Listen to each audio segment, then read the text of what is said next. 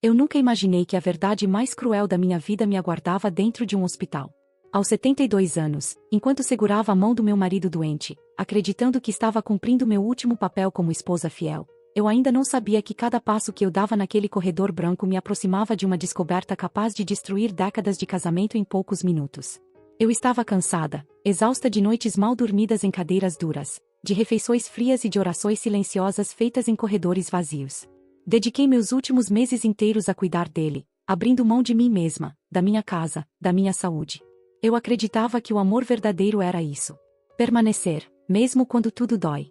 O que eu não sabia é que, enquanto eu me doava por completo, ele escondia uma verdade que jamais deveria ter existido. Naquela manhã, algo parecia fora do lugar. Olhares desviados, cochichos interrompidos quando eu me aproximava, um silêncio estranho que não combinava com a rotina daquele hospital. Eu tentei ignorar, dizendo a mim mesma que era cansaço, que minha cabeça estava pregando peças. Mas o coração, esse nunca mente. Ele apertava, avisando que algo estava errado, muito errado. Tudo mudou quando ouvi meu nome sendo dito de forma descuidada atrás de uma porta entreaberta. Meu corpo congelou. Eu reconheci aquela voz. Não era de um médico, nem de uma enfermeira. Era feminina, próxima demais, íntima demais. E o que ouvi em seguida fez minhas pernas perderem a força, como se o chão tivesse desaparecido sob meus pés. Naquele instante, percebi que a dor que eu estava prestes a sentir não vinha da doença, nem da possibilidade da morte. Vinha da traição. Da mais cruel de todas. Aquela que acontece quando você acredita que já viveu tudo o que poderia viver, e descobre, tarde demais, que foi enganada no momento em que mais precisava de verdade. Depois daquele momento no corredor, eu já não era mais a mesma mulher que tinha entrado naquele hospital acreditando que estava apenas acompanhando o fim de uma história de amor. Algo dentro de mim tinha acordado, não com gritos, mas com um silêncio pesado, daqueles que antecedem grandes decisões. Eu precisei respirar fundo, ajeitar o corpo e fingir normalidade, porque ainda não era hora de revelar o que eu tinha acabado de descobrir. Enquanto caminhava lentamente até o quarto, minha mente revisava cada detalhe da minha vida ao lado dele. Os anos de companheirismo, as renúncias, os sonhos deixados de lado, as vezes em que escolhi ficar quando partir teria sido mais fácil. Tudo começou a ganhar outro significado. Eu percebi que aquela história não era apenas sobre traição, mas sobre dignidade, limites e o que acontece quando uma mulher passa a vida inteira acreditando que precisa suportar tudo. Hoje eu conto essa história não por vingança, mas porque sei que muitas pessoas, principalmente mulheres mais velhas, vivem situações parecidas em silêncio. Se você está assistindo agora, aproveita para se inscrever no canal, porque aqui histórias como essa não são esquecidas.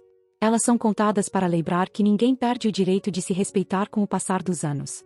Escreve também nos comentários de qual cidade você está assistindo. Isso é importante. Quando a gente compartilha de onde vem, percebe que não está sozinho, que essa dor atravessa bairros, estados e vidas inteiras. Cada comentário é uma voz dizendo eu existo, eu vivi, eu sobrevivi. O que eu descobri naquele hospital mudou completamente o rumo da minha vida. E a partir de agora, eu vou te contar como uma mulher de 72 anos, considerada frágil por muitos, precisou reunir forças para enfrentar não só uma traição, mas a decisão mais difícil que já tomou. Porque algumas verdades não apenas machucam. Elas libertam. Entrei naquele hospital acreditando que ainda cumpria o papel de esposa dedicada, mesmo depois de tantos anos de desgaste silencioso. O cheiro de desinfetante, misturado ao som distante de passos apressados e monitores apitando, me trouxe uma sensação estranha de despedida, como se algo estivesse prestes a terminar, mesmo que eu ainda não soubesse exatamente o que. Aos 72 anos, eu já tinha aprendido a reconhecer quando o corpo avisa antes da mente entender. Enquanto caminhava pelo corredor longo e claro, eu pensava em tudo que tinha feito por aquele homem. Abri mão de viagens, de vontades simples, de opiniões próprias, sempre acreditando que o amor verdadeiro exigia sacrifícios. Eu repetia isso para mim mesma como uma oração antiga, mesmo quando meu coração já não acreditava tanto assim. Ainda assim, eu estava ali, firme, porque achava que era o certo a se fazer. Ele estava internado havia alguns dias, e eu vinha sozinha todas as tardes. Os filhos apareciam quando podiam, os amigos mandavam mensagens curtas, mas era eu quem segurava sua mão quando a dor apertava. Eu acreditava que aquilo ainda significava alguma coisa. Que, apesar de tudo, eu era a pessoa mais importante naquele quarto. Essa certeza foi o que começou a ruir naquele dia. Antes de entrar no quarto, resolvi ir ao banheiro no fim do corredor. Foi uma decisão simples, quase automática, mas que mudou tudo. Ao passar pela ala lateral, ouvi uma voz conhecida, baixa, carregada de intimidade. Meu corpo parou antes mesmo que minha mente processasse. Era a voz dele, fraca, mas inconfundível, falando com alguém que não deveria estar ali daquela forma. Aproximei-me devagar, sentindo o coração bater pesado no peito. Espiei por uma fresta da porta entreaberta de um quarto de descanso para acompanhantes. Foi ali que vi a cena que nunca mais saiu da minha memória. Meu marido estava de mãos dadas com outra mulher, e o olhar que ele lançava para ela não era de gratidão ou amizade. Era de cumplicidade. Demorei alguns segundos para reconhecê-la. O rosto parecia familiar, mas deslocado daquele contexto. Quando finalmente entendi quem ela era, minhas pernas quase cederam. Era uma antiga conhecida, alguém que tinha feito parte do passado dele de uma forma que eu sempre desconfiei, mas nunca consegui provar. A ex-esposa, agora reaparecida no momento mais frágil da nossa vida. Eles conversavam como se eu não existisse. Falavam de lembranças antigas, de viagens, de promessas que eu nunca ouvi. Ela tocava o rosto dele com cuidado, e ele sorria de um jeito que eu não via há anos.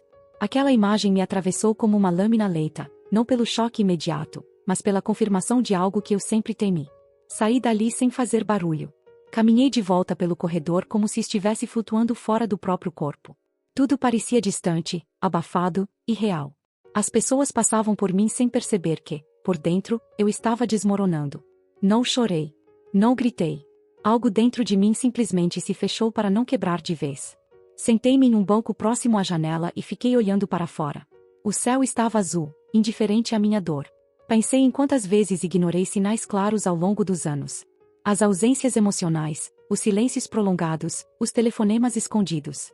Eu sempre encontrava uma explicação que me permitia continuar. Naquele momento, todas elas perderam o sentido. Lembrei-me da jovem que eu tinha sido, cheia de planos e opiniões fortes. Em algum ponto da vida, eu tinha me transformado em alguém que aceitava menos do que merecia. Não por fraqueza, mas por acreditar que o amor era resistência. Sentada naquele banco frio, eu comecei a entender que resistência também pode ser saber a hora de parar. Depois de alguns minutos, levantei-me e voltei para o quarto oficial dele, como se nada tivesse acontecido. Entrei com um sorriso contido, cumprimentei a equipe médica e me aproximei da cama. Ele me olhou com um misto de culpa e alívio, como se soubesse que algo tinha sido descoberto, mas ainda não tivesse coragem de encarar. Segurei sua mão, mas não senti nada além de um vazio estranho. Perguntei como ele estava, ouvi respostas vagas e percebi que aquele vínculo já não existia da mesma forma. Não confrontei, não fiz perguntas. Eu precisava de tempo para organizar aquilo dentro de mim antes de qualquer palavra definitiva. Enquanto ele dormia, fiquei observando cada detalhe do quarto. As flores que eu tinha levado no dia anterior, o copo d'água que eu mesma tinha enchido, a cadeira onde eu passava horas sentada. Tudo aquilo parecia parte de uma vida que estava prestes a se encerrar. Eu não sabia ainda como, mas sabia que nada seria como antes. Ao sair do hospital naquele dia, senti o vento bater no rosto de um jeito diferente. Era como se o mundo tivesse mudado de tom, mais nítido, mais duro, porém mais honesto. Entrei no carro e fiquei alguns minutos sem ligar o motor, apenas respirando e aceitando o que tinha visto. A negação já não cabia mais. No caminho de casa, pensei em tudo que viria pela frente. Conversas difíceis, decisões dolorosas, julgamentos externos. Mas, curiosamente, não senti medo. Senti uma calma estranha, como se uma parte de mim finalmente tivesse despertado depois de anos adormecida. Eu não sabia ainda o que faria, mas sabia que não fingiria mais. Naquela noite, quase não dormi. As imagens voltavam sem pedir licença, mas, junto com elas, vinha uma clareza nova. Eu não estava mais disposta a aceitar migalhas emocionais só para manter aparências. Algo tinha mudado definitivamente dentro de mim naquele corredor de hospital. Ao amanhecer, tomei uma decisão silenciosa. Eu iria até o fim daquela história, não como vítima, mas como protagonista da minha própria vida. Não seria impulsiva, nem cruel, mas seria justa comigo mesma pela primeira vez em décadas. E isso, eu sabia, exigiria coragem. Esse foi apenas o começo. O que eu descobri depois, as conversas que tive e a forma como tudo se desenrolou, revelaram verdades ainda mais duras do que aquela cena no hospital. Verdades que me forçaram a agir de uma maneira que ninguém esperava de uma mulher da minha idade.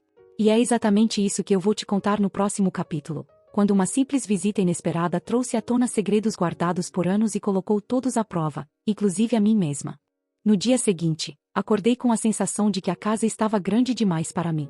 Cada cômodo parecia ecoar lembranças que eu já não conseguia ignorar.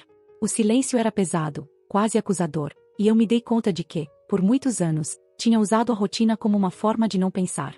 Preparei o café, sentei à mesa e fiquei olhando para a xícara sem realmente vê-la. Minha mente ainda estava naquele corredor de hospital. Pouco depois das 9 da manhã, a campainha tocou. Não era um horário comum para visitas, e isso me deixou imediatamente em alerta. Caminhei até a porta com passos lentos, como se meu corpo já soubesse que algo importante estava prestes a acontecer. Quando abri, senti o chão sumir sob meus pés. Era ela. A mesma mulher que eu tinha visto no hospital, parada ali, na minha porta, como se tivesse todo o direito de estar naquele espaço. Ela me cumprimentou com um sorriso contido, daqueles que tentam parecer educados, mas carregam algo de desafio por trás. Disse meu nome com uma intimidade que me incomodou profundamente. Por alguns segundos, pensei em fechar a porta sem dizer nada, mas algo dentro de mim pediu calma. Eu precisava ouvir. Precisava entender até onde aquela história ia. Convidei-a a entrar, mais por orgulho do que por gentileza. Não queria que ela pensasse que eu tinha medo. Sentamo-nos na sala, frente a frente, como duas versões opostas de uma mesma história. Ela começou dizendo que não queria causar problemas, frase que soou quase ofensiva diante do contexto. Suas mãos tremiam levemente, mas sua postura era firme. Ela falou sobre o passado deles, sobre erros, escolhas mal feitas e um amor que, segundo ela, nunca tinha acabado de verdade. Cada palavra era como uma pedra colocada com cuidado sobre meu peito. Eu escutava em silêncio, observando detalhes que antes me escapavam. O modo como ela se colocava como alguém que tinha sido afastada injustamente, quase como uma vítima das circunstâncias. Em determinado momento, ela disse algo que mudou completamente o rumo daquela conversa. Afirmou que ele sempre falou de mim com respeito, mas também com pena. Disse que eu era boa demais, correta demais, previsível demais. Aquilo me feriu mais do que a traição em si. Perceber que, durante anos, eu tinha sido reduzida a um papel confortável, enquanto outro ocupava o espaço da paixão, foi devastador. Respirei fundo antes de responder. Disse que respeito sem lealdade não é virtude. Que pena não sustenta casamento. Minha voz saiu firme, mais do que eu esperava. Pela primeira vez, eu não estava tentando manter a paz, mas afirmar minha verdade. Ela me olhou surpresa, talvez esperando lágrimas ou desespero. Não encontrou nenhum dos dois. Perguntei por que ela tinha ido ao hospital, sabendo que ele estava doente e casado. Ela hesitou. Depois disse que acreditava que aquele era um momento de acertar contas com a própria história. Falou em despedida, em fechar ciclos. Eu entendi, então, que aquela visita não era apenas sobre ele. Era sobre ela também, sobre uma disputa silenciosa que nunca tinha sido resolvida. Quando ela foi embora, a casa voltou a ficar silenciosa, mas algo tinha mudado. Eu não me sentia mais confusa, apenas cansada. Cansada de carregar sozinha o peso de decisões que não foram só minhas. Caminhei pela sala, toquei nos móveis, nas fotos antigas, e percebi que muitas daquelas lembranças tinham sido construídas sobre ausências que eu escolhi ignorar. Naquela tarde, voltei ao hospital, mas com outra postura. Não levei flores, não sentei ao lado da cama como antes. Fiquei de pé, olhando para ele, esperando que acordasse. Quando abriu os olhos e me viu, percebeu imediatamente que algo estava diferente. Não precisei dizer nada para que ele entendesse que o tempo das omissões tinha acabado. Contei que a ex-esposa tinha estado em nossa casa. Vi o medo atravessar o rosto dele como uma sombra rápida.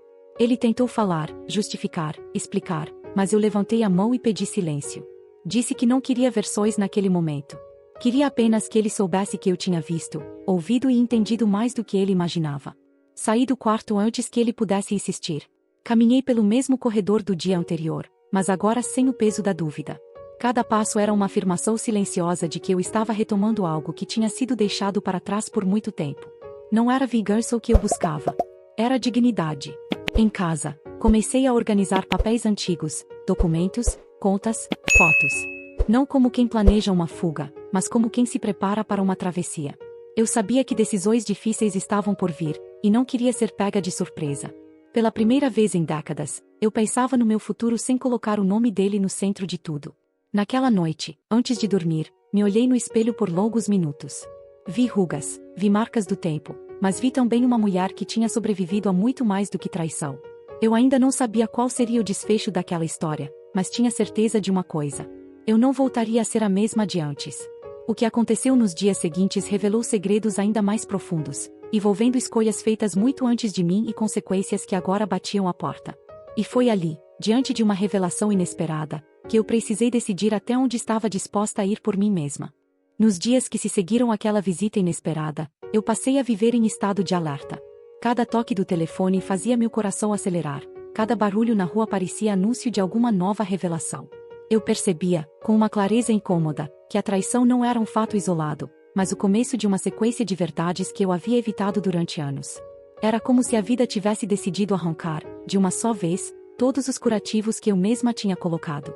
Voltei ao hospital 2 dias depois, mais por obrigação emocional do que por vontade.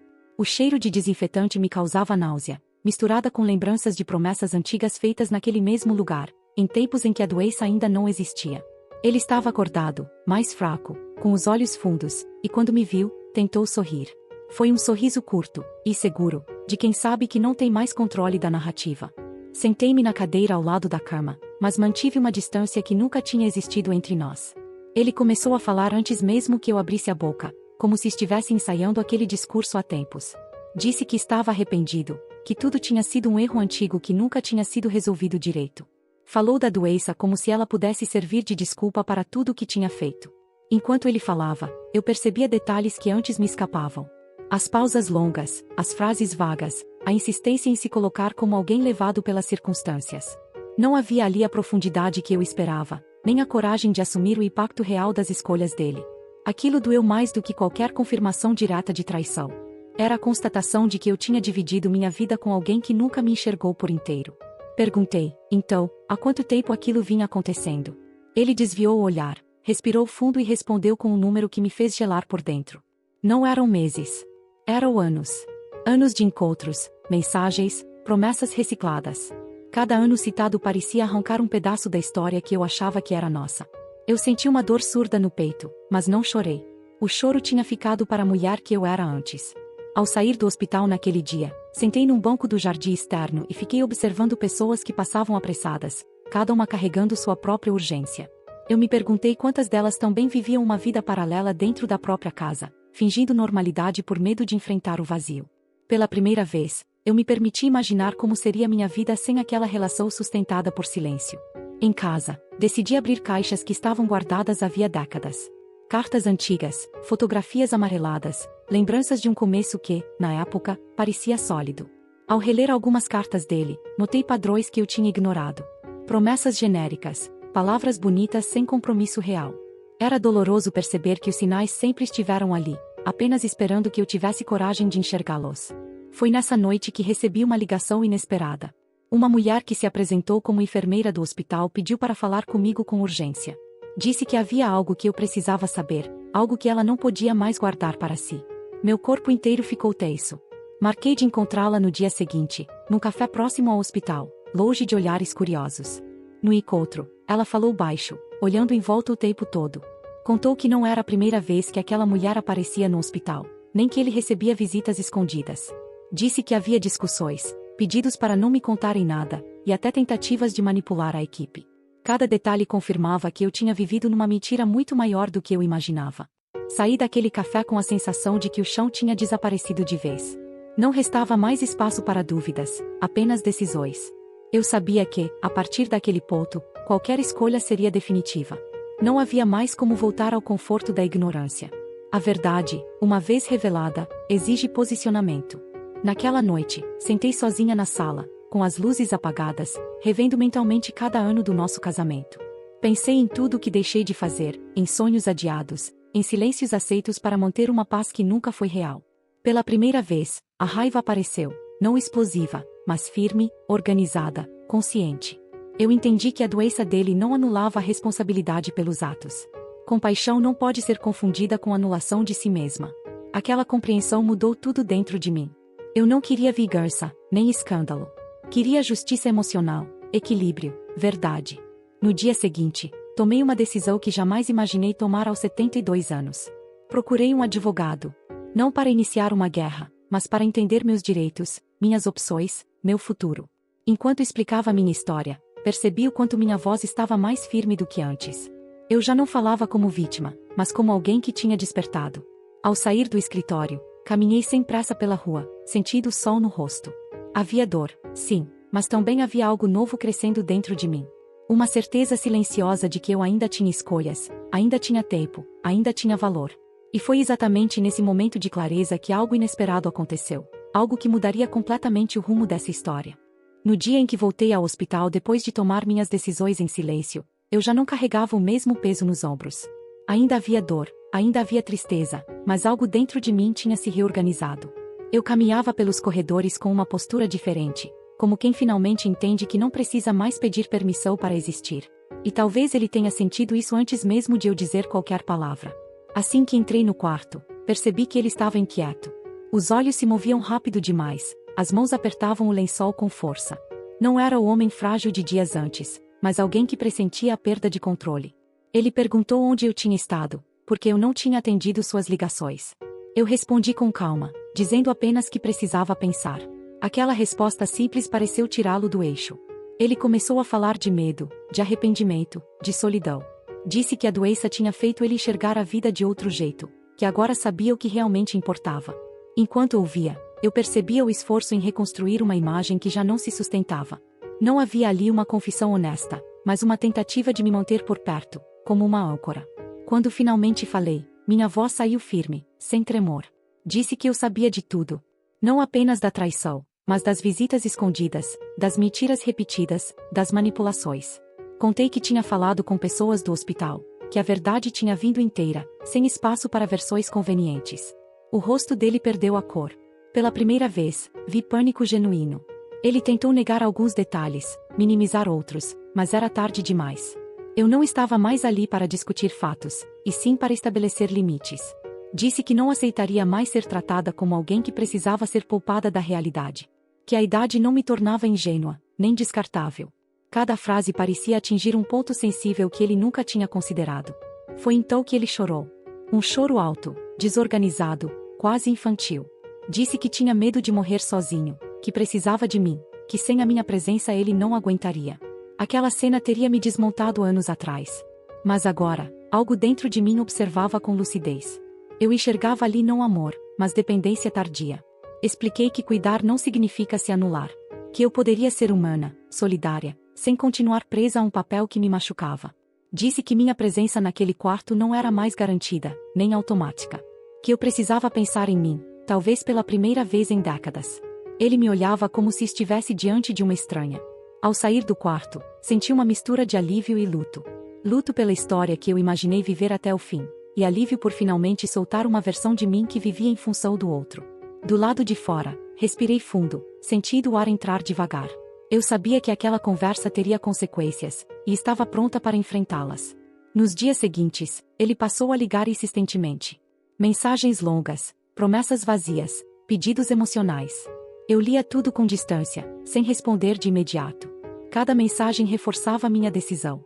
Não havia ali um desejo real de reparação, apenas o medo de perder o conforto que eu sempre representei.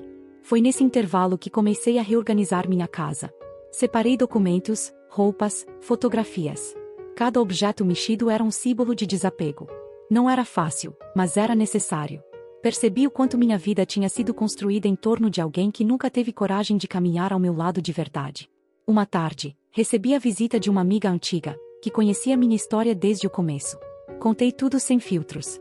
Ela me ouviu em silêncio e, ao final, segurou minha mão e disse algo que ficou marcado em mim. Disse que eu não estava recomeçando tarde demais, mas exatamente no tempo certo. Aquela frase me deu uma paz inesperada. Voltei ao hospital apenas uma vez naquela semana. Não para discutir, nem para consolar, mas para deixar claro o que viria a seguir. Disse que minhas decisões estavam tomadas, que eu buscaria uma separação justa, sem escândalos, mas definitiva. Ele tentou argumentar, mas eu já não discutia. Apenas informava. Ao sair, senti algo que não sentia havia muito tempo. Liberdade. Uma liberdade silenciosa, sem euforia, mas sólida. Eu sabia que os próximos passos seriam difíceis, que haveria julgamentos, comentários, talvez tentativas de me culpar. Mas eu também sabia que não estava mais disposta a carregar culpas que não eram minhas.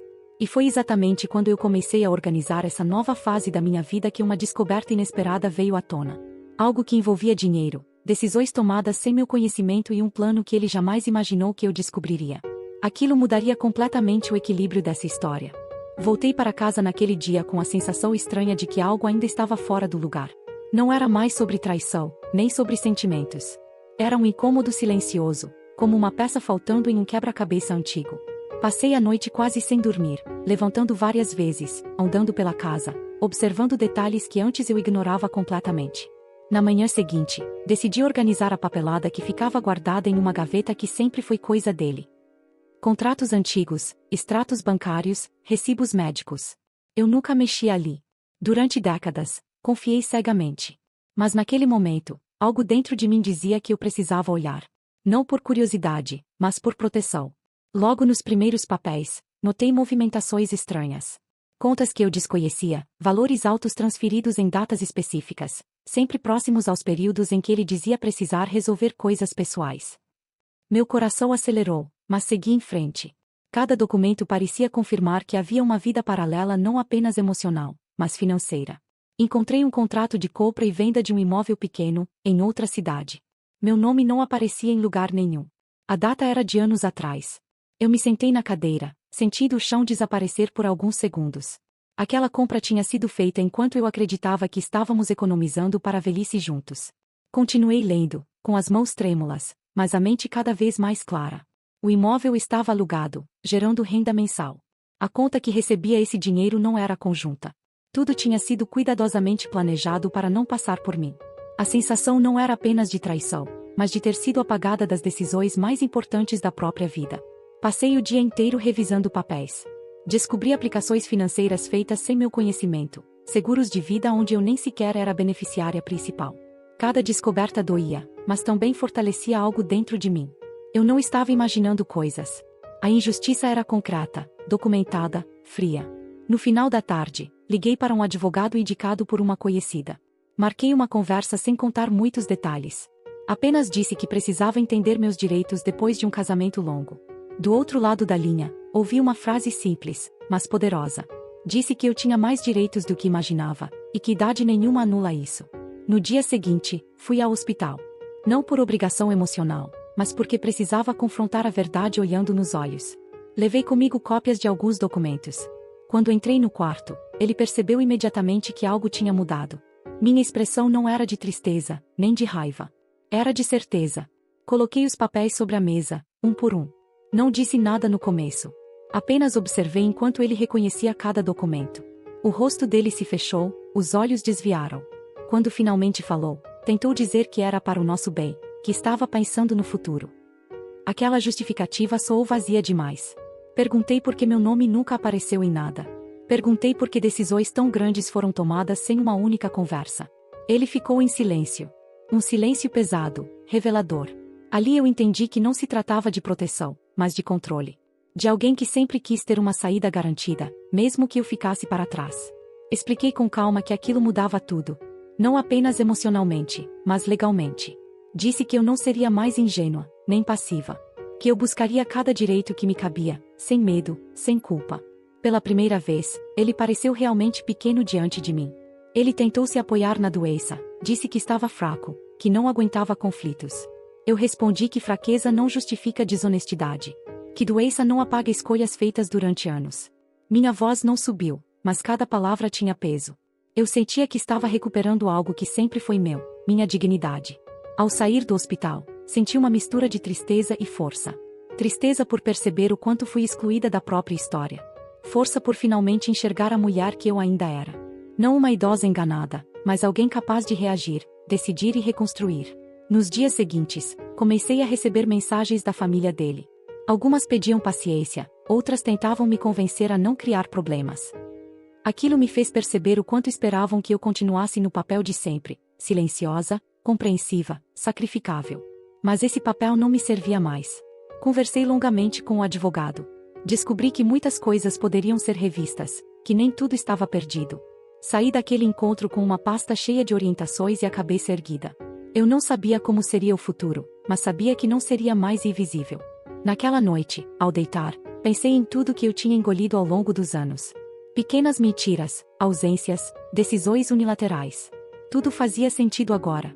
A traição no hospital tinha sido apenas o estupim de algo muito maior, muito mais antigo. E quando eu achei que já tinha descoberto tudo, recebi uma ligação inesperada. Uma voz feminina, firme, dizendo que precisava falar comigo com urgência. Disse que tinha informações que eu precisava saber, e que envolviam não só o passado, mas algo que estava prestes a acontecer. Atendi aquela ligação com o coração disparado, sem saber exatamente o que me aguardava do outro lado. A voz feminina se apresentou como Lúcia. Disse meu nome completo com uma precisão que me gelou por dentro, como se já soubesse muito mais sobre mim do que deveria. Ela pediu que eu me sentasse antes de continuar. Aquilo não era um bom sinal. Lúcia falou com calma, escolhendo cada palavra. Disse que sabia do meu casamento, da internação recente do meu marido e da situação delicada que eu estava vivendo. Perguntei como ela tinha meu número. Ela respondeu que o havia encontrado em documentos antigos, guardados junto a outros papéis que nunca deveriam ter sido esquecidos. Respirei fundo e pedi que ela fosse direta. Então veio a frase que me fez fechar os olhos por alguns segundos. Ela disse que tinha sido funcionária doméstica da ex-esposa dele por muitos anos. Não uma conhecida distante, mas alguém que viu de perto tudo o que aconteceu naquele casamento anterior. Inclusive o motivo real da separação. Segundo Lúcia, aquela mulher não foi apenas abandonada emocionalmente. Foi enganada, manipulada e deixada sem nada, exatamente como eu estava começando a perceber que tinha sido. Ela contou que, ainda jovem, ouviu conversas escondidas, discussões abafadas, promessas quebradas. Tudo parecia se repetir, apenas com personagens diferentes. Perguntei por que ela estava falando comigo agora. Lúcia respondeu que, ao saber da doença dele, sentiu que não podia mais ficar em silêncio. Disse que guardava documentos, cartas e até comprovantes que mostravam um padrão de comportamento. Um ciclo de controle, traição e proteção financeira própria, sempre às custas das mulheres ao lado dele. Meu corpo inteiro tremia, mas eu não chorei. Era como se cada revelação encaixasse perfeitamente nas descobertas recentes. Nada era coincidência. Nada tinha sido improvisado. Eu tinha vivido décadas ao lado de um homem que planejava cada passo pensando apenas em si mesmo. Lúcia contou que a ex-esposa havia tentado alertar pessoas próximas no passado, mas foi desacreditada. Chamaram-na de instável, emocional demais, exagerada. A mesma narrativa que agora começava a ser usada contra mim. Aquilo me revoltou, mas também me fortaleceu. Eu não estava sozinha naquela história. Marcamos de nos encontrar 2 dias depois, em um local neutro. Quando a vi pessoalmente, reconheci no olhar dela uma mistura de alívio e culpa. Alívio por finalmente falar, culpa por ter demorado tanto. Ela abriu a bolsa e colocou sobre a mesa uma pasta simples, mas pesada de significado. Dentro dela havia cartas escritas à mão, antigas, onde ele falava sobre investimentos, propriedades, planos de longo prazo. Em nenhuma delas aparecia preocupação com a mulher ao lado dele. Apenas com segurança, controle e imagem pública. Era frio, calculado, quase assustador. Havia também cópias de documentos que batiam exatamente com os que eu tinha encontrado em casa. Mesmas contas, mesmas cidades, mesmo padrão. Aquilo eliminava qualquer dúvida. Ele fazia isso desde sempre. Eu não era um caso isolado, era parte de um roteiro antigo. Voltei para casa naquele dia com a sensação de estar carregando o peso de várias vidas injustiçadas. Não era mais apenas sobre mim. Era sobre todas as mulheres que confiaram, que acreditaram, que envelheceram ao lado de alguém que nunca esteve verdadeiramente ali. Nos dias seguintes, comecei a organizar tudo com ainda mais cuidado. Separei provas, datas, nomes. Conversei novamente com o advogado, agora com muito mais material. Ele me ouviu atentamente e disse algo que eu nunca vou esquecer. Disse que a verdade, quando bem documentada, é mais forte do que qualquer narrativa manipulada. Enquanto isso, no hospital, ele parecia perceber que estava perdendo espaço. Tentava me ligar, deixava mensagens confusas, às vezes chorosas, às vezes agressivas. Eu respondia apenas o necessário. Minha energia estava focada em algo maior. Em justiça, não em discussão. Algumas pessoas da família começaram a mudar o tom. Já não pediam apenas paciência. Perguntavam o que eu tinha descoberto, o que eu pretendia fazer. O medo começava a se espalhar. E, pela primeira vez, não era eu quem estava acuada. Passei uma tarde inteira olhando fotos antigas. Vi uma mulher jovem, sorridente, cheia de planos. Vi aniversários, viagens, promessas. Doeu perceber o quanto daquela alegria tinha sido construída sobre uma mentira. Mas doeu ainda mais pensar que eu quase aceitei terminar meus dias acreditando que a culpa era minha. Naquela noite, tomei uma decisão definitiva. Não iria mais proteger a imagem de quem nunca protegeu a minha vida. Não por vingança, mas por verdade. Por dignidade. Por mim e por todas as outras que nunca tiveram chance de falar. No dia seguinte, recebi outra ligação. Desta vez, do próprio hospital. Disseram que ele queria me ver com urgência, que precisava conversar algo importante, algo que poderia mudar tudo. Pela forma como a enfermeira falou, percebi que aquela conversa não seria comum. Desliguei o telefone com uma certeza silenciosa dentro de mim. Aquela seria a última vez que eu entraria naquele quarto como esposa submissa. Algo estava prestes a ser dito. Algo que ele tinha escondido até o último limite. Entrei naquele quarto de hospital com passos lentos, mas com a cabeça erguida. O cheiro de desinfetante misturado ao som dos aparelhos criava um clima pesado, quase solene. Ele estava mais frágil do que nunca. O homem que durante décadas controlou conversas, decisões e destinos agora mal conseguia se manter ereto na cama. Mesmo assim, seus olhos ainda tentavam exercer domínio, como se aquele olhar tivesse poder suficiente para me fazer recuar. Ele pediu que eu me sentasse. Disse meu nome com uma voz rouca, ensaiada, diferente de todas as outras vezes. Não havia carinho ali. Havia urgência. Eu permaneci de pé. Disse que ele podia falar, mas que eu não ficaria muito tempo. Aquilo pareceu desconcertá-lo mais do que qualquer acusação. Ele começou dizendo que tinha errado. Uma frase simples, quase genérica. Falou de arrependimento, de medo da morte, de solidão. Disse que não queria partir carregando mágoas. Eu ouvi em silêncio, deixando que ele se revelasse mais pelo que evitava dizer do que pelas palavras que escolhia. Cada pausa era uma confissão disfarçada. Depois de alguns minutos, ele mudou o tom. Disse que precisava me contar algo importante, algo que eu merecia saber antes que fosse tarde demais. Falou que havia tomado decisões difíceis ao longo da vida para garantir estabilidade. Usou essa palavra como se fosse sinônimo de amor. Foi então que mencionou os bens, as cotas, os documentos que eu já conhecia tão bem. Ele confessou que sempre separou tudo. Que nunca confiou totalmente em ninguém. Que tinha medo de perder o controle. Disse isso olhando para o teto, como se estivesse narrando algo inevitável, não uma escolha. Eu senti um aperto no peito, não por tristeza, mas por clareza. Aquele homem nunca amou como eu amei. Perguntei diretamente sobre a outra mulher. Sobre as visitas, as ligações, as mentiras. Ele suspirou fundo e confirmou. Disse que precisava de alguém que o entendesse, que não cobrasse, que aceitasse sua forma de ser. Naquele momento, percebi que ele não via traição como erro, mas como direito. Quando mencionei que sabia do passado, da ex-esposa, dos padrões repetidos, ele finalmente me olhou nos olhos. Havia medo ali. Um medo real. Perguntou quem tinha me contado. Eu respondi que não importava mais. A verdade sempre encontra um caminho, mesmo quando é empurrada para debaixo de décadas de silêncio. Ele tentou me convencer mais uma vez. Disse que eu ainda poderia sair daquela situação protegida, confortável. Falou de dinheiro, de acordos, de manter aparências. Cada palavra reforçava tudo o que eu já tinha entendido. Ele não temia me perder. Temia perder o controle da narrativa. Eu disse que não estava ali para negociar. Que minha decisão já estava tomada. Expliquei que tinha reunido provas, documentos, testemunhos. Que não iria destruí-lo, mas também não iria mais me esconder.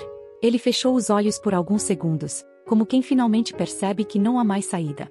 Naquele instante, algo mudou dentro de mim. Não senti raiva.